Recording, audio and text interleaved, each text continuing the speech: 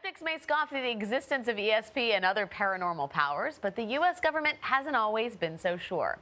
In fact, millions of dollars have been spent over several decades to find out if such human capabilities actually exist. That pursuit is the subject of the new book, Phenomena, The Secret History of the U.S. Government's Investigations into Extrasensory Perception and Psychokinesis. We're joined by Annie Jacobsen, author and a 2016 Pulitzer Prize finalist in history. Hi, Annie.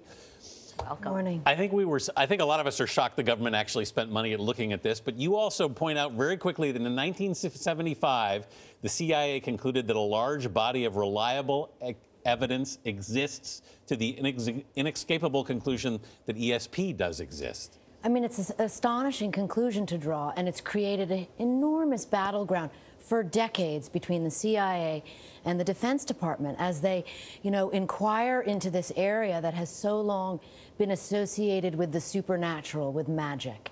And here we are, advanced science looking at it. How did the U.S. government first get involved or interested in this kind of phenomena? Well, like so many Defense Department programs, it all leads back to the Nazis. Yeah, well, always. All roads. And at the end of the war, military intelligence collected a cache of Nazi documents called Das Ahnenerbe.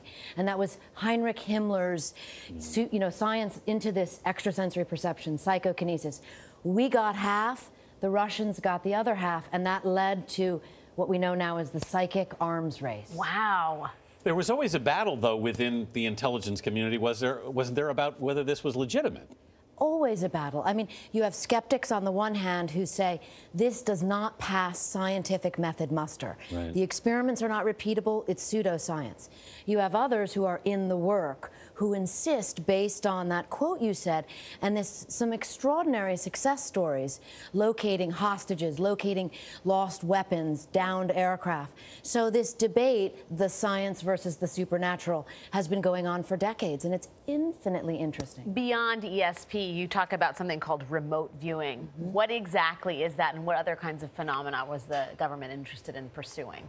Well, it's a great point you bring up. Remote viewing is essentially ESP under a different name. And it was done, the CIA created that term in the 70s to try to destigmatize this idea of extrasensory perception. Oh, nice name. They even worked with people like Uri Geller, who's a name I think some of us know in this research, didn't they? Geller was a CIA asset. We know that from the documents. I interviewed his handlers. I interviewed Geller himself. The reason he left the program was he was allegedly also working for Mossad, and that has become a great mystery over the decades. Yeah. We talk about the various programs that have been declassified. You talk about one called Project Sunstreak. Tell us what that is.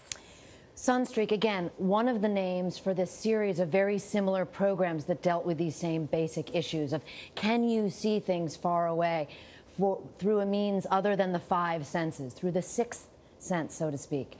It was a special access program, which means it had extraordinary classification measures.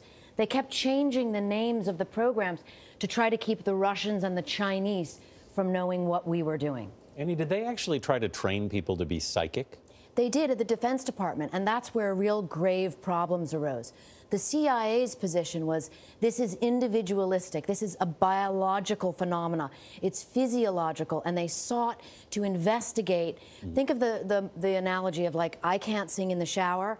Think what Mozart does. That's how the CIA saw psychics. Where are we now with these types of programs? We're back in the same place we were in the 70s, except for we have advanced technology brought into the mix now. So you have the Defense Department working on programs, but bringing in, computer technologists, neurobiologists. Wow. Fascinating. Totally riveting. The book is Phenomena. Annie Jacobsen, thanks so much for being with us. Thanks, Annie.